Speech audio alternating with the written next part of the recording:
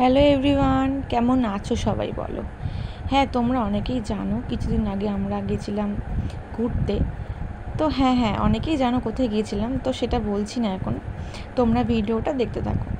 তো দেখো আমরা এখন বাসে করে যাচ্ছি। দেখো পুরো মনে হচ্ছে যেন কোন জঙ্গলের মধ্যে দিয়ে যাচ্ছি, চারিদিকে গাছ এরকম বাসের মধ্যে ঢুকে যাচ্ছে পাতাগুলো। সে নানান গাছ, অনেক রকম গাছ, আর চারিদিকে সবুজ সবুজ, দেখতেও কিন্তু বেশ ভালো লাগছিল। হ্যাঁ, আমরা গেছিলাম মন্দারমণিকে এই এক সপ্তাহ হলো।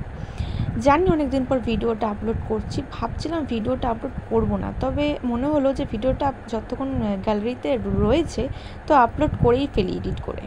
তো ফার্স্টেই দেখো আমরা এখানে চলে এসেছিলাম প্রায় তখন 8টা বাজে, 8টা কি তার 7টা সাড়ে 7টা এরকম বাজে। তো তখনও আমরা রুম পাইনি।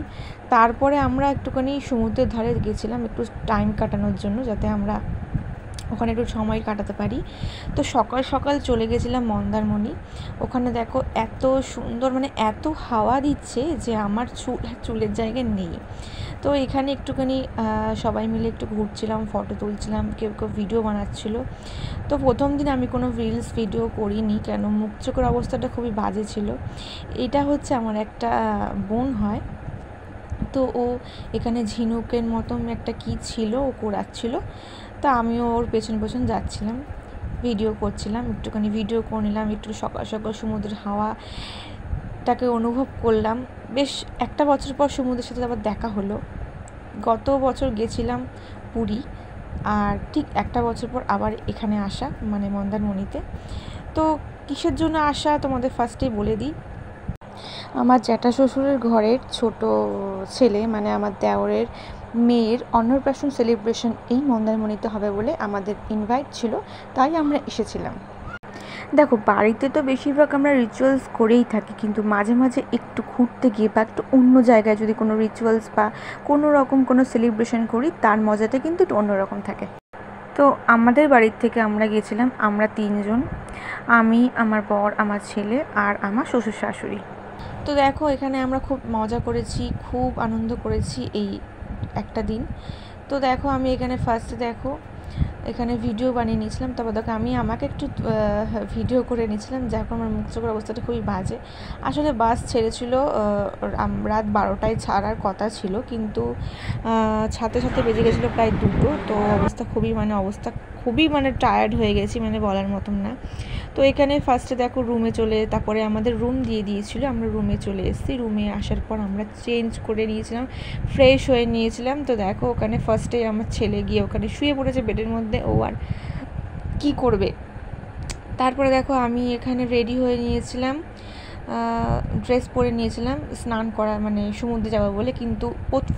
কিন্তু সমুদ্রের জলে কিন্তু আমরা কেউ স্নান করতে পারিনি, কারণ এত বড় বড় ঢেউ ছিল। তবে কিছু কিছু ভিডিও আমি করেছি আর রিলস করে নিয়েছিলাম, সেটা আমি আগেই আপলোড করে দিয়েছি। তো সকালবেলা এখানে আমরা ব্রেকফাস্ট করে নিয়েছিলাম, কিন্তু আমার একদম এই কচুরি লুচি এরকম আমার একদমই ভালো লাগে না।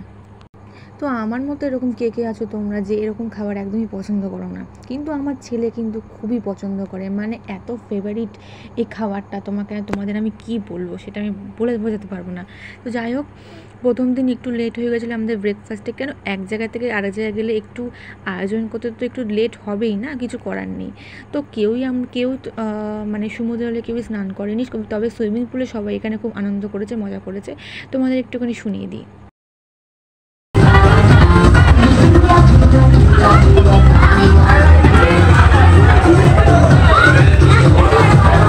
প্রত্যেকটা মানুষ এই সুইমিং পুলে খুব আনন্দ করেছে, প্রচুর মজা করেছে, খুব আনন্দ করেছে, বলার মতন না।